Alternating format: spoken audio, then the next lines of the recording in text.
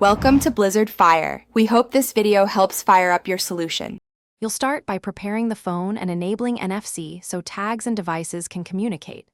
First, make sure your Samsung S21 is updated. This avoids compatibility issues.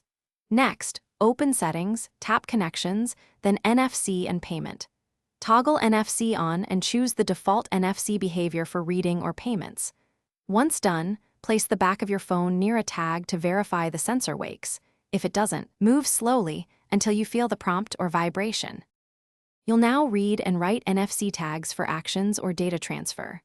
Install a trusted tag writer app or use built-in options for payments and smart tags. This gives you control over payloads. To write, select the content, tap Write, then hold the S21's upper back area close to the tag until the app confirms success. Make sure to test with a short URL or contact before writing multiple tags, because reprogramming some tag types is limited. You'll finish by configuring payments and applying a quick troubleshooting step. Set your default payment app in NFC settings so contactless payments launch correctly, then practice a tap to pay at a reader.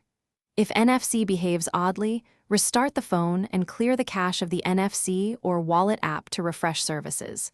Finally, verify tag compatibility.